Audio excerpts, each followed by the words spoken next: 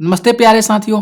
भाई आप लोग का स्वागत करते हैं गिंजट लर्निंग गुरुजी प्लेटफॉर्म में। तो भाई यहाँ पे आप लोगों के लिए सामान्य ज्ञान दर्पण से रिलेटेड जो प्रश्न बनते हैं ये आपके लिए सफलता का श्रेय माना जाता है, क्योंकि हर विद्यार्थी जो है सामान्य ज्ञान दर्पण के जो यहाँ पे कोटेशन मुख्य दिए रहते हैं उनको अच्छे तरीके से अध्ययन करते हैं।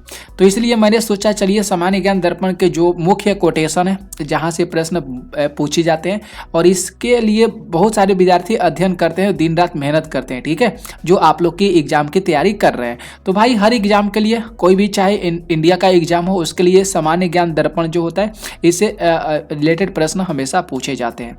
और ये जो बनाने का ये लोग का आइडिया होता है ना, बहुत भाई इंपॉर्टेंस होता है। ये लोग क्वेश्चंस को जो है चुनिंदे बनाते हैं, सब कुछ यहाँ पे दिया रहता है और जो मुख्य परीक्षाएं हो चुकी है उसके भी यहाँ पे प्रश्न उत्तरी देखने को मिल जाता है, सब कुछ मिल जाता है। तो आइए भाई हम लोग इसी को ध्यान में रखते हुए, मध्य नजर रखते हुए आज के सामान्य ज्ञान दर्पण के जो मुख्य कोटेशन है, जो महत्वपूर्ण प्रश्न बनेंगे उसको हम लोग करने वाले हैं।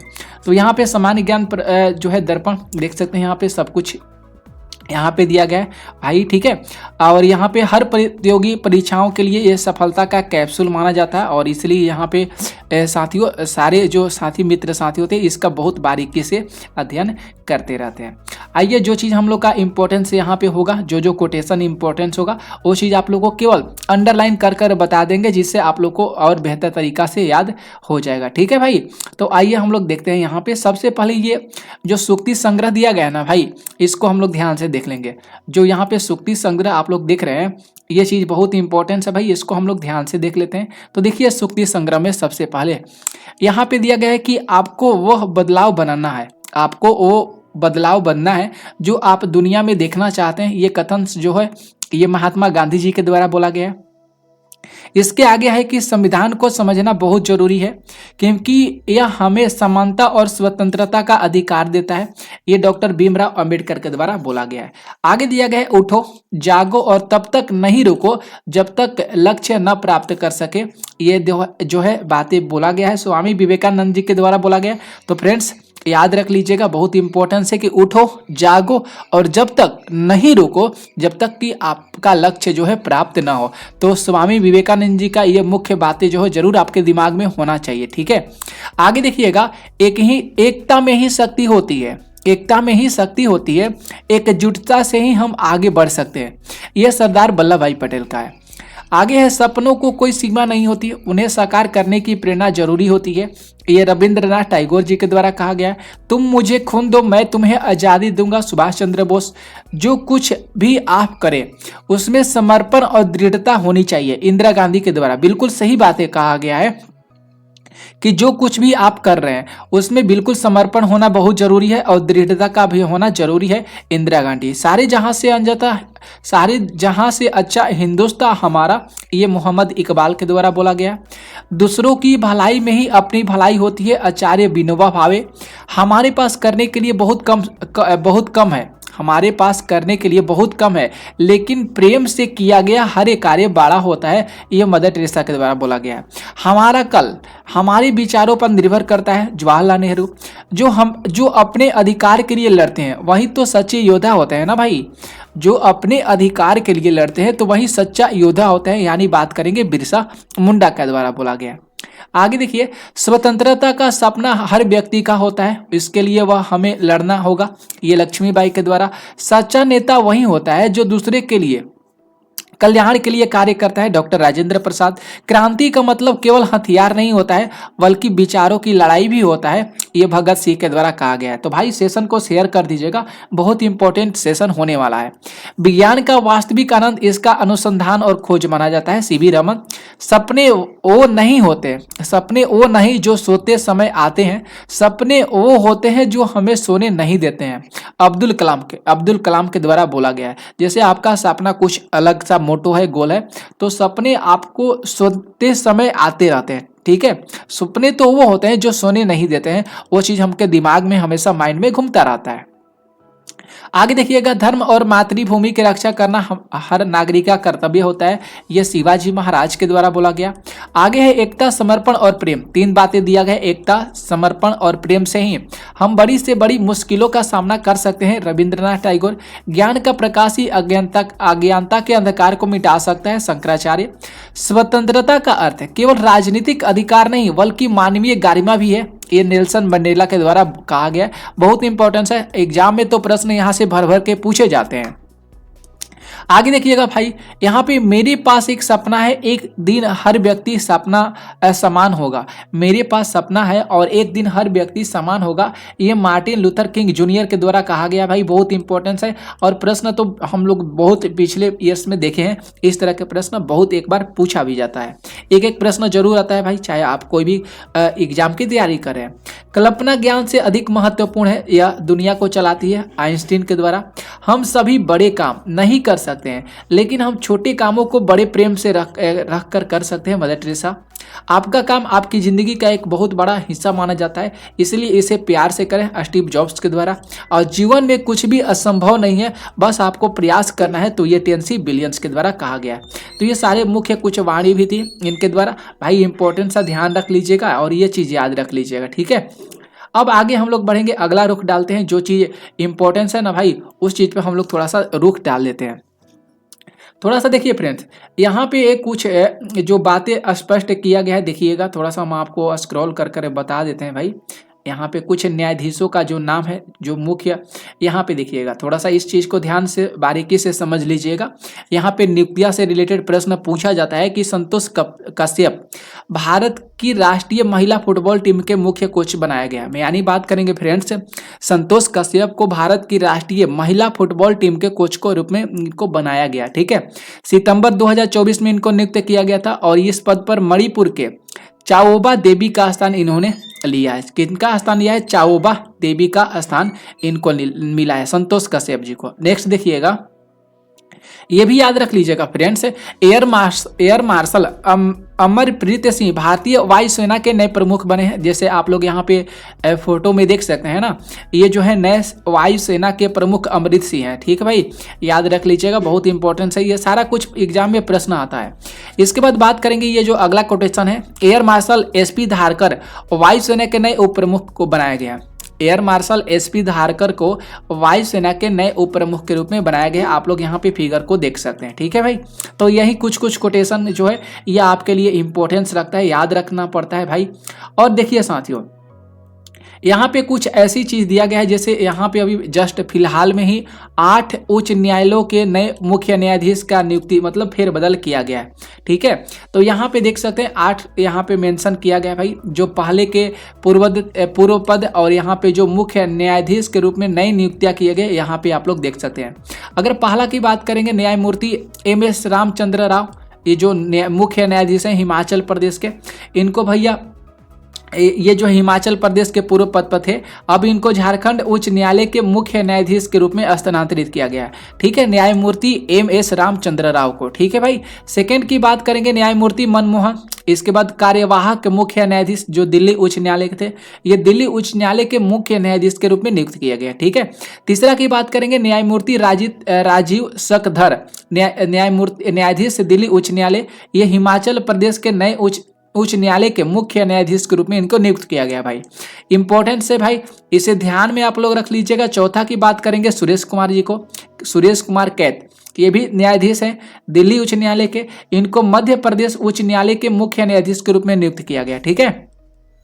अगर 5 की बात करेंगे, इंद्र प्रसन्न मुखर्जी, न्यायाधीश हैं कोलकाता उच्च न्यायालय के, इनको मेघालय उच्च न्यायालय के मुख्य न्यायाधीश के रूप में नियुक्त किया गया। अगर 6 नंबर अगर प्रश्न की बात करेंगे भाई, 6 नंबर का, कि यहाँ पे दिया गया न्यायमूर्ति नितिन मधुकर जामकर, न्यायमूर्ति बंबई उच्च न्यायालय के हैं भाई। तो इनको भाई बात करेंगे तो इनको केरल उच्च न्यायालय के जो न्यायालय के जो मुख्य न्यायाधीश हैं, इनको नियुक्त किया गया। न्यायमूर्ति तासी रबस्तान कार्यवाहक जो मुख्य न्यायाधीश हैं जम्मू कश्मीर के और लद्दाख उच्च न्यायालय के, इनको जम्मू कश्मीर और लद्दाख उच्च न्यायालय के मुख्य न्यायाधीश के रूप में नियुक्त किया गया। न्यायमूर्ति श्रीराम कलपति राजेंद्रन, न्यायाधीश जो बम्बई उच्च न्यायालय के, इनको मद्रास उच्च न्यायालय के मुख्य न्यायाधीश के रूप में नियुक्त किया गया है। तो फ्रेंड्स ये सब कुछ इंपॉर्टेंट है, इसे ध्यान में रख लीजिएगा। ये अगला कोटेशन है कि कलिकेश नारायण सिंह देव राष्ट्रीय राइफल एसोसिएशन के अध्यक्ष के रूप में इनको निर्वाचित किया गया है। किनको भाई? तक कलिकेश नारायण सिंह को।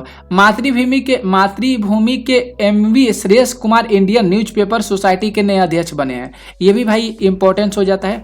इसके बाद तुहिन कांत पांडे नए वित्त सचिव बने हैं। नए वित्त सचिव कौन है भाई? तो तुहिन कांत, आप लोग ध्यान में रख लीजिएगा। मलयालम मनोरमा के Riyadh Matthew audit bureau of circulation के नए अध्यक्ष के रूप में इनको चुना गया है। किनको? मलयालम मनोरमा के Riyadh Matthew audit bureau of circulation के नए अध्यक्ष के रूप में चुना गया। और अनुराग गर्ग नारकोटिक्स कंट्रोल ब्यूरो के नए महानिर्देशक बने हैं। यानी बात करेंगे फ्रेंड्स, जो कंट्रोल ब्यूरो के नए महानिर्देशक के रूप में बनाया गया है, तो अनुराग गर्ग नारकोटिक्स को बनाया गया। तो ये सारे कुछ जो भाई इंपॉर्टेंस चीज है, ये से ध्यान में आप लोग रख लीजिएगा। एग्जाम में तो भर भर के भाई प्रश्न पूछे जाते हैं। यहाँ पे अगर बात करेंगे अगले कोटेशन में, तो वाइस एडमिरल आरती सरीन सशस्त्र बल चिकित्सा बल के महानिर्देशक के रूप में इनको नियुक्त किया गया है। ये भी बहुत इंपॉर्टेंस हो जाता है, देख सकते हैं आप लोग फिगर में। यहाँ पे मिस यूनिवर्स इंडिया की बात करेंगे। मिस यूनिवर्स इंडिया की बात करेंगे भाई, तो रिया सिंघा बनी है, अभी जस्ट ही बनी है 22 सितंबर 2024 को। ठीक है, कहाँ पे भैया? तो जयपुर में। ओके। और मिस इंडिया वर्ल्ड वाइज जो है, ये किसको बनाया गया है? तो यहाँ पे आप लोग देख लीजिएगा, छात्रा ध्रुवी पटेल। यहाँ पे दिया गया 24 वर्ष की है ये छात्रा ध्रुवी पटेल, जो मिस इंडिया वर्ल्ड वाइड 2024 बनी है। ठीक है। रेमेन मैग्सेस पुरस्कार 2024 यहाँ पे देख सकते हैं, जो फिलीपींस के रेमेन मैग्सेस फाउंडेशन के जो 66वें रेमेन मैग्सेस पुरस्कार को घोषणा 31 अगस्त 2024 को किया गया था भाई।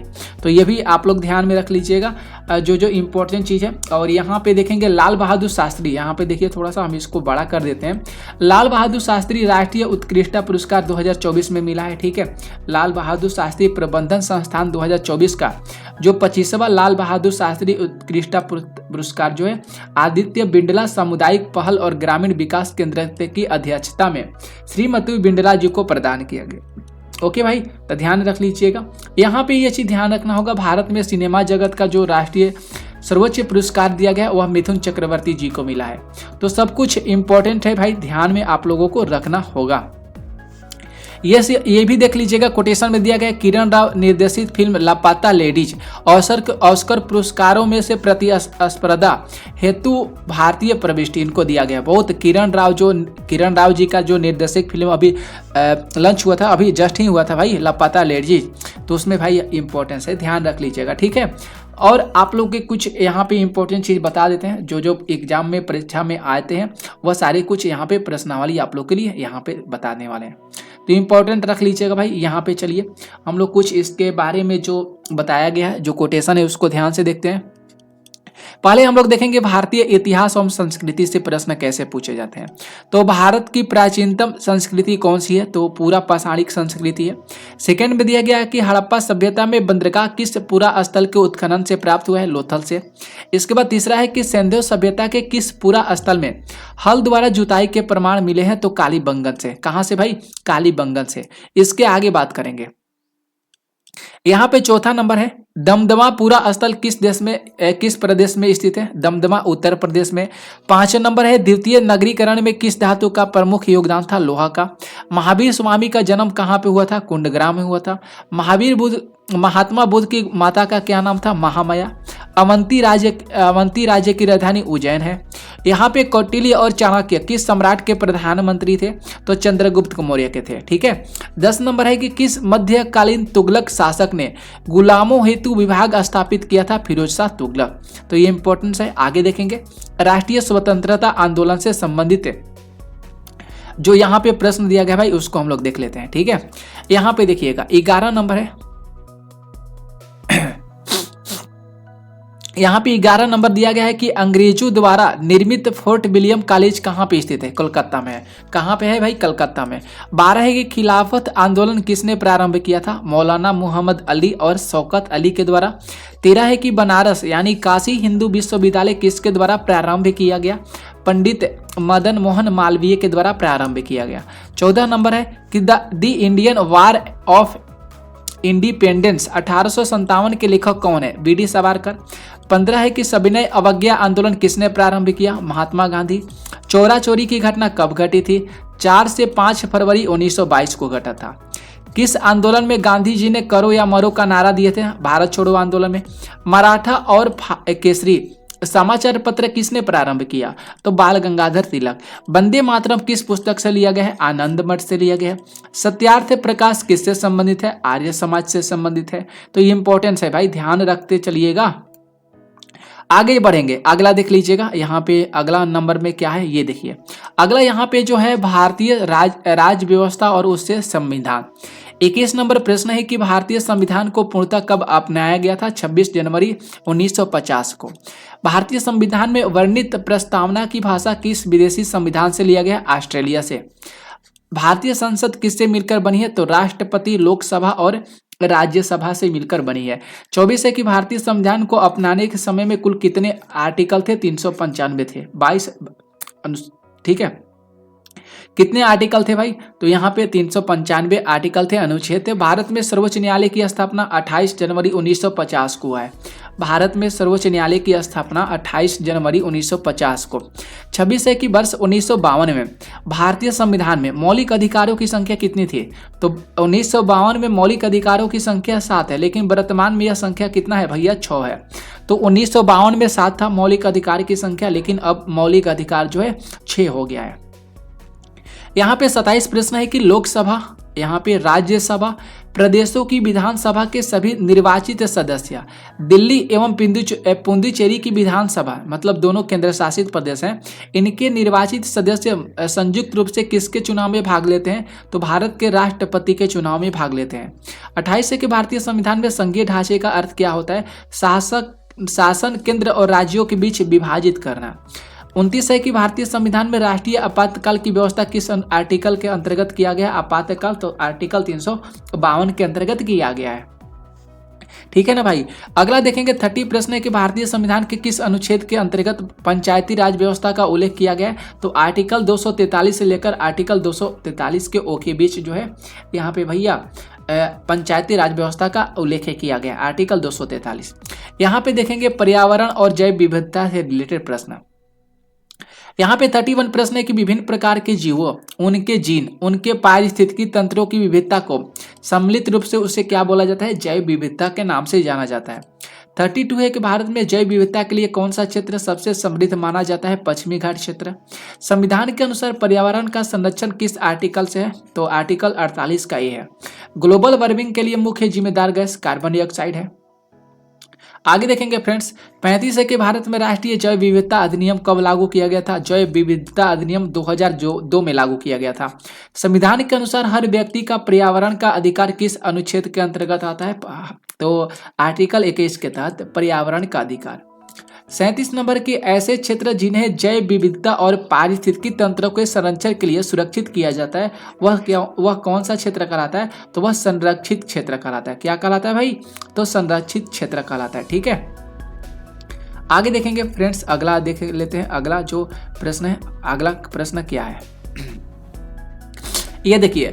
38 प्रश्न है कि ऐसे क्षेत्र जहां जैव विविधता अत्यधिक होती है, जो गंभीर रूप से खतरे में है, उसे बोला जाता है जैव विविधता हॉट स्पॉट बोला जाता है। 39 है कि पर्यावरणीय संतुलन को बनाए रखने के लिए कौन सी प्रक्रिया महत्वपूर्ण मानी जाती है? पुनर्स्थापन प्रक्रिया। 40 नंबर है कि वायु प्रदूषण के लिए जिम्मेदार प्रमुख स्रोत गैस कौन सी है? तो पार्टिकुलेट मैटर, जिसको carbon monoxide SO2, ozone, nitrogen dioxide और सल्फर डाइऑक्साइड। ठीक है भाई, याद रख लीजिएगा। जलवायु परिवर्तन और आपदा से रिलेटेड देखेंगे प्रश्न। औसत मौसम जैसे तापमान, वर्षा, आर्द्रता, वायुमंडल दबाव, महासागर का तापमान आदि लगातार होने वाले परिवर्तन को जलवायु परिवर्तन बोला जाता है। संकीर्ण अर्थ में पृथ्वी के औसत वैश्विक तापमान में वृद्धि को बोला जाता है ग्लोबल वार्मिंग। यहाँ पे 43 है यह ग्लोबल वार्मिंग की घटना से संभावित प्रतिकूल प्रभावों से नहीं है, तो यूवीबी विकिरणों में वृद्धि। 44 है, मुख्य रूप से ओजोन मंडल का क्षय किसके कारण होता है, तो सीएफसी के कारण होता है। जो हम जितने लोग घर में कूलर फ्रिज का इस्तेमाल करते हैं, तो जिससे उससे सीएफसी जो निकलता है वही भैया ओजोन मंडल के लिए हास्य का कारण बना है। 45 है कि वह प्रक्रिया जिसके द्वारा सागरीय क्षेत्र में गर्म पानी अधिक स्थान घेरती है, वह तापीय विस्तार उसको बोला जाता है। 46 है कि किसी व्यक्ति, समूह, घर, संगठन, गतिविधि द्वारा किसी निश्चित समय अवधि में उत्सर्जित कार्बन की मात्रा को क्या बोला जाता है, तो कार्बन फुटप्रिंट बोलते हैं। 47 है कि जलवायु परिवर्तन के वर्तमान और अपेक्षित प्रभावों के साथ समायोजन करना जलवायु अनुकूलन कहा जाता है। 48 है कि वातावरण में ग्रीन हाउस गैस के स्तर को कम करना और स्थिर करना जलवायु शमन बोला जाता है। ठीक है, आगे है 49 कि यूएनएफसीसी का फुल फॉर्म क्या होता है, United nation framework connection on climate change होता है। 50 है कि पादप संरक्षण के लिए प्रसिद्ध चिपको आंदोलन किस वर्ष लिया गया था, भैया चिपको आंदोलन जो है किस वर्ष से शुरू किया गया था भैया, तो 1973 में। आगे देखा जाए, अगला है भारत और विश्व का भूगोल से रिलेटेड। यहाँ पे 51 है कि क्षोभ मंडल, वायन मंडल, आयन मंडल, समताप मंडल, बहिर्मंडल मंडल में किस क्षेत्र में ओजोन परत पाई जाती है, तो ये समताप मंडल में पाई जाती है। पर्वतीय भू आकृति का अधिकतम प्रतिशत 2000 मीटर से अधिक किस राज्य में भौगोलिक क्षेत्र का है, तो अरुणाचल प्रदेश में है। ठीक है, 53 प्रश्न है कि साबरमती, ब्राह्मणी, पिनार, माही में से क्षेत्रों की दृष्टि से सबसे छोटा नदी द्रोणी कौन सा माना जाता है, साबरमती को माना जाता है। 54 है कि भारत के किस राज्य की सीमा सबसे अधिक राज्यों की सीमा से मिलती है, तो उत्तर प्रदेश की जो सीमा है ना, ये 9 राज्यों से मिलती है और एक जो केंद्र शासित प्रदेश है उससे मिलती है। तो भाई यहाँ पे आप लोग याद रख लीजिएगा, सबसे ज़्यादा उत्तर प्रदेश यानी यूपी की सीमा सबसे ज़्यादा मिलती है, 9 स्टेट हो गया और एक केंद्र शासित प्रदेश हो जाएगा। आगे 55 प्रश्न है कि गुरु शिखर पर्वत चोटी किस पर्वत पर अवस्थित है, अरावली पर्वत पर। किस पर्वत पर, अरावली पर्वत पर। 56 है कि डोडा बेटा और गोरखनाथ पर्वत चोटी किस राज्य में अवस्थित है, तो ये तमिलनाडु और गुजरात में है। किस राज्य में अवस्थित है, तो फ्रेंड्स तमिलनाडु और गुजरात राज्य में अवस्थित है। ठीक है, आगे देखिएगा, अगला यहाँ पे देखेंगे 57 है। 57 प्रश्न है कि गुरु गोविंद सागर किस नदी पर अवस्थित है, सतलज नदी पर है। यहाँ पे 58 है कि कृष्णराज सागर और गांधी सागर किस नदी पर अवस्थित है, तो कावेरी और चंबल पे है। मारवाड़ा राजस्थान के किस भाग में अवस्थित है, तो पश्चिमी भाग में।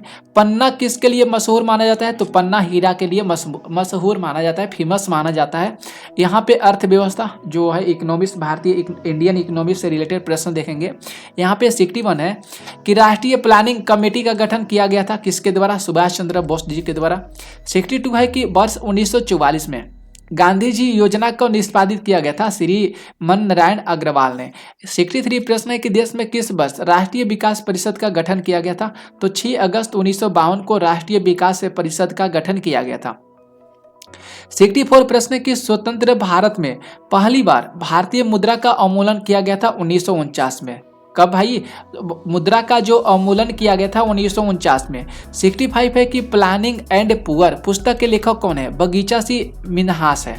66 प्रश्न है कि द्वितीय पंचवर्षीय योजना अवधि में भिलाई इस्पात कारखाना किस देश के सहयोग से बनाया गया है, रूस के सहयोग से बनाया गया है। 67 प्रश्न है कि भारत में किस बैंकों का बैंक कहा जाता है, आरबीआई को बैंकों का बैंक बोला जाता है। आगे देखिए 68 प्रश्न है कि देश में प्रति 2 माह में होने वाली मौद्रिक नीति समिति की अध्यक्षता आरबीआई के गवर्नर करते हैं। वर्तमान में कुल सार्वजनिक बैंकों की संख्या 12 है। भारत में मुद्रास्फीति का निर्धारण केंद्रीय बैंक करता है। ठीक है, आगे देखेंगे सामान्य विज्ञान और तकनीकी से रिलेटेड प्रश्न के किलोवाट घंटा मात्रक होता है ऊर्जा का। परमाणु रिएक्टर में किसके ईंधन का प्रयोग किया जाता है, यूरेनियम का। एमआरआई मशीन में किस प्रकार की तरंग का उपयोग होता है, चुंबकीय तरंग का। लेंस की क्षमता डायोप्टर से मापा जाती है। फर्मी मात्रक है लंबाई का। फर्मी किसका मात्रक है, लंबाई का। आगे प्रश्न है कि सोना, चांदी, सिलिकॉन, तांबा में किसका गलनांक अधिक होता है, तो सिलिकॉन का होता है। परमाणु रिएक्टर में किस प्रक्रम द्वारा विद्युत उत्पादित की जाती है, नाभिकीय विखंडन के द्वारा। पानी का घनत्व किस ताप पर अधिकतम होता है, 4 डिग्री सेल्सियस पर। किस वर्ष सर बी रमन को रमन प्रभाव के रूप में नोबेल पुरस्कार मिला था, 30 में। एलपीजी का घटक जो होता है ब्यूटेन होता है। एलपीजी लिक्विफाइड पेट्रोलियम गैस होता है। ठीक है, आगे देखिए, यहाँ पे जो है बाल विकास एवं शिक्षा शास्त्र से रिलेटेड है कि यहाँ पे 81 प्रश्न है कि शिक्षा वह है जो मुक्ति दिलाए, कथन किसका है? शंकराचार्य जी का। 82 प्रश्न है कि किसके अनुसार मनुष्य की अंतर्निहित पूर्णता को अभिव्यक्ति करना होता है? स्वामी विवेकानंद। 83 प्रश्न है कि स्वस्थ मनुष्य स्वस्थ शरीर में स्वस्थ मस्तिष्क का निर्माण करना अरस्तु है। साइकोलॉजी का अर्थ होता है आत्मा का ज्ञान। शिक्षा कैसा विज्ञान है? तो शिक्षा जो है एक प्रकार का नियामक है। 86 प्रश्न है कि शिक्षा मनोविज्ञान में अध्ययन किया जाता है मानव व्यवहार के जो शैक्षणिक परिस्थितियां होती है उसका। शिक्षा मनोविज्ञान का केंद्रक बालक माना जाता है। मूल्यांकन के कितने पक्ष होते हैं? 3 होते हैं। निर्वैचीकरण विधि से दूसरों का अध्ययन होता है। मनोविज्ञान की उचित विषय वस्तु व्यवहार को माना जाता है। आगे देखेंगे कृषि से रिलेटेड 91 प्रश्न है कि हिसार ललित किसकी एक किस्म है? तो टमाटर का है। मूंगफली में टीका रोग होता है कवक से। मूंगफली में टीका रोग होता है कवक से। 93 प्रश्न है कि फिलीपींस में स्थानांतरित खेती को किस रूप में जाना जाता है? कैगिन। केंद्रीय मृदा लवण अनुसंधान जो है करनाल यहाँ पे है हरियाणा में, करनाल हरियाणा में है। आम, लीची और छोटी पत्ती रोग किसकी कमी के कारण होता है? तो मैग्नीशियम की कमी के कारण आम, लीची, छोटी पत्ती जो रोग होता है मैग्नीशियम की वजह से होता है। 96 प्रश्न है कि आलू में हरा रोग किसकी उपस्थिति के कारण? तो सोलनिन के कारण। आलू में जो हरा रोग उत्पन्न होता है ना, हरा रोग, माफ कीजिएगा फ्रेंड्स, आलू में हरा रंग किसकी उपस्थिति के कारण होता है? सोलनिन के वजह से। 97 प्रश्न है कि एक कृषि पद्धति जिसमें भूमि के एक टुकड़े पर कई वर्षों तक खेती की जाती है उसे कुछ वर्षों के प्रति छोड़ दिया जाता है, वह अपनी उर्वरता पुनः प्राप्त कर लेती है, उसे झाड़ी प्रति कृषि बोला जाता है। 98 है कि कृषि अर्थशास्त्रियों के 32वें अंतर्राष्ट्रीय सम्मेलन का विषय क्या था? तो अस्थायी कृषि खाद्य प्रणालियों की ओर परिवर्तन। 99 प्रश्न है कि झारखंड में खेती के आदिम रूप को बोला जाता है कुरुआ। झारखंड में खेती के आदिम रूप को कुरुआ बोला जाता है। 100 प्रश्न है सोडियम क्लोरेट किसका उदाहरण है? तो शाकनाशी का है। सोडियम क्लोरेट जो है ये शाकनाशी का उदाहरण है। खेल कूद से रिलेटेड प्रश्न है। 101 है कि वाना मेकर ट्रॉफी किस खेल से जुड़ा है? गोल्फ से। यहाँ पे 102 प्लस प्रश्न है कि कॉर्लेस अल्कराज किस देश के प्रसिद्ध टेनिस खिलाड़ी है? स्पेन का। डच ग्रैंड प्रिक्स 2024 के विजेता लैंडो नॉरिस है। अगला प्रश्न है कि 33वें पेरिस ओलंपिक 2024 में पदक तालिका में कौन सा देश शीर्ष पर है? अमेरिका। नारायण क्रांतिकेयन लुइस हैमिल्टन, निको रोजबर्ग किस खेल के प्रसिद्ध खिलाड़ी है? तो फार्मूला 1 रेस के खिलाड़ी हैं। अगला 106 प्रश्न है कि सियाटी ओपन 2024 से पुरुष एकल खिताब किसने जीता है? तो इटली के जो जैनिक सिनर है ना, इनके द्वारा जीता गया है फ्रेंड्स। ठीक है, आगे देखिएगा। अगला यहाँ पे अगर बात करेंगे अगला नंबर प्रश्न के, देखिए यहाँ पे 107 नंबर जो प्रश्न कर है कि सिनसिनाटी ओपन 2024 महिला एकल खिताब आर्यन सबलालेका के द्वारा। पेरिस ओलंपिक खेल 2024 में भारत में कुल कितने पदक जीते हैं? 6 जीता है। विक्टर एक्सलेशन और आकाने यामागुची किस खेल के प्रसिद्ध खिलाड़ी हैं? बैडमिंटन। व्यक्तिगत ओलंपिक पदक जीतने वाली पहली भारतीय महिला कर्णम मल्लेश्वरी है। नेक्स्ट देखिए कंप्यूटर विज्ञान से रिलेटेड प्रश्न। 111 प्रश्न है कि विशेषी विकल्प आमतौर पर ईमेल के संदेश को किस फील्ड में स्थित करता है? तो सीईओ। माइक्रोसॉफ्ट के द्वारा कौन सा खोज ईंधन विकसित के लिए किया जाता है? तो माइक्रोसॉफ्ट बिग का। सीपीयू का कौन सा घटक मेमोरी में निर्देशित प्राप्त करने के लिए डिकोड करने के लिए जिम्मेदार माना जाता है? तो नियंत्रण इकाई को।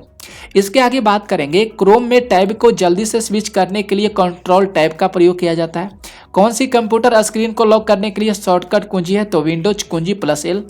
Windows operating system task manager खोलने के लिए किस कुंजी का संयोजन का उपयोग किया जाता है? Ctrl+Alt+Delete का। ठीक है, Ctrl+Alt+Delete का।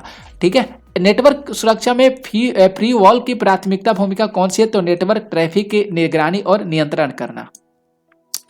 सीपीयू का वह भाग जो अन्य सभी कंप्यूटर कंपोनेंट्स की गतिविधियों को नियंत्रित करता है वह कंट्रोल यूनिट होता है।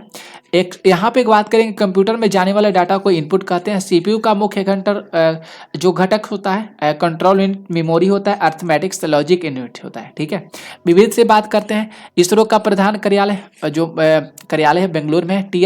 TIRLS ये जो है एक रॉकेट प्रशिक्षण स्टेशन है। अयोध्या अब जो है सरजू नदी पर है। बद्रीनाथ धाम उत्तराखंड में। चरकुला नृत्य उत्तर प्रदेश का है। चरकुला नृत्य जो है उत्तर प्रदेश का है। अंटार्कटिका जाने वाला प्रथम भारतीय दल के प्रभारी जो है डॉक्टर एस है जे कौशिक है। भारत का राष्ट्रगान जन गण रविन्द्रनाथ टैगोर। भारत में सामान्यतः कितने वर्ष के अंतराल के बाद जनगणना होता है? 10 वर्ष के। डिस्कवरी ऑफ इंडिया के लेखक जवाहरलाल नेहरू है। जय जवान जय किसान का नारा लाल बहादुर शास्त्री के द्वारा दिया गया है। तो यह सब कुछ इंपॉर्टेंट था आपके लिए भाई। तो अगली क्लास में हम लोग जारी रखेंगे, इसके आगे के जो प्रश्न होंगे वो चीज को जारी रखेंगे। ठीक है भाई, तो आज के लिए बस इतना ही। मिलते हैं नेक्स्ट क्लास में, तब तक के लिए जय हिंद जय भारत।